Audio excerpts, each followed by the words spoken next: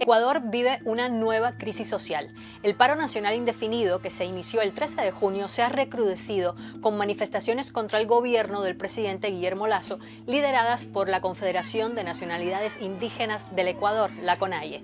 Mientras se cierne sobre muchos centros urbanos la amenaza del desabastecimiento, las protestas se han tornado violentas. Los enfrentamientos entre la policía y los manifestantes han dejado varios muertos.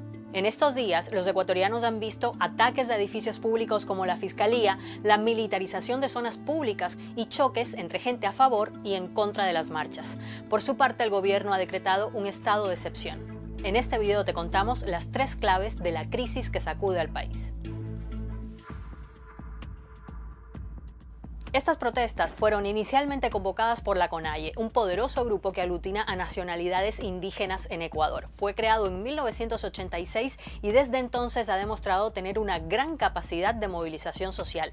De hecho, ha protagonizado varios alzamientos en el país que, en alianzas con otros sectores populares y militares, han derrocado presidentes. Pero con el paso de los días, más grupos se han ido sumando a la convocatoria de la CONAIE y se ha visto en las calles a otros sectores como estudiantes, maestros, transportistas y sindicatos, que están de acuerdo con las demandas del grupo indígena por la mejora de las condiciones de vida en el país, que atraviesa una grave crisis económica que ha provocado un repunte de la pobreza y ha dejado una gran deuda social. Según el Banco Mundial, en Ecuador esta crisis puso en evidencia la elevada informalidad y un sistema de salud poco preparado y la gran desigualdad en el acceso a servicios básicos. Y es que en Ecuador un 39% de la población está viviendo en una situación de pobreza multidimensional, es decir, con acceso mínimo o directamente sin acceso a servicios básicos como educación, salud, vivienda, agua o pensiones. Uno de los principales reclamos de los manifestantes es el control de precios del combustible. Como en muchos países del mundo, en Ecuador también el costo de estos productos ha aumentado considerablemente desde 2020, impulsados principalmente por los estragos de la pandemia y la guerra en Ucrania. El precio del diésel casi se duplicó, de $1 a $1.90 por galón, y la gasolina aumentó de $1.75 a $2.55. Y este aumento del precio del combustible ha encarecido considerablemente el costo de la vida. Precisamente el control de estos precios encabeza la lista de 10 puntos que ha exigido la CONAIE al gobierno de Ecuador, además de otros pedidos como alivio de deudas para los más pobres, precios justos en el campo para productos como la leche, el arroz o el banano, más empleo y control de precios y más presupuestos para educación y salud para hacer frente al desabastecimiento de hospitales por falta de medicinas y personal.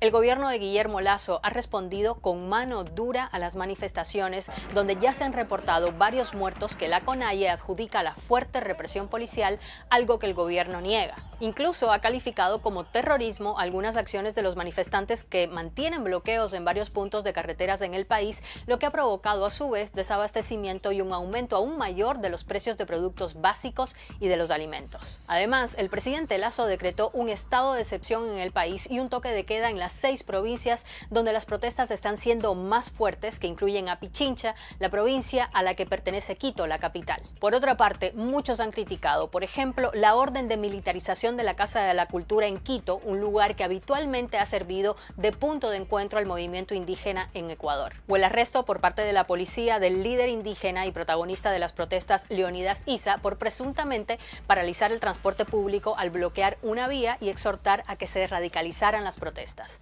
Hay quienes piensan que esta respuesta del gobierno no hizo más que echar leña al fuego, aunque el gobierno también reconoce que dejó de escuchar las demandas de la gente, que eso fue un error y que en sectores como la salud se debió tomar medidas mucho antes. Por ejemplo, ahora ha prometido declarar una emergencia en el sector de salud y no incrementar más el precio del combustible, así como condonar deudas para los sectores más desfavorecidos.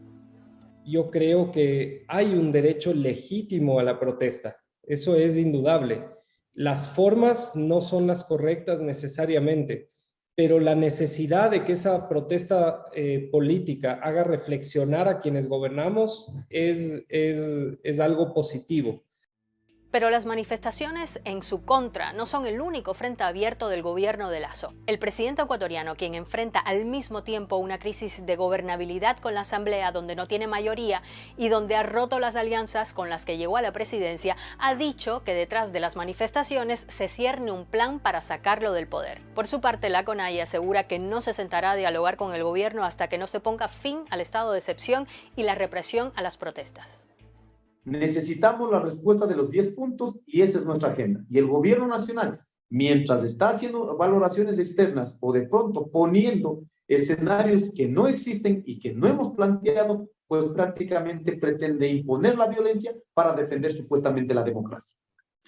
Pero las movilizaciones y sobre todo la violencia y la destrucción que han generado en varias ciudades del país también han sido rechazadas por una parte de la población que, en contramarcha, ha salido a las calles en rechazo a la violencia y por la paz en el país. Y muchos siguen a la espera de que el diálogo encuentre el camino para destrabar la crisis en la que está sumido el Ecuador.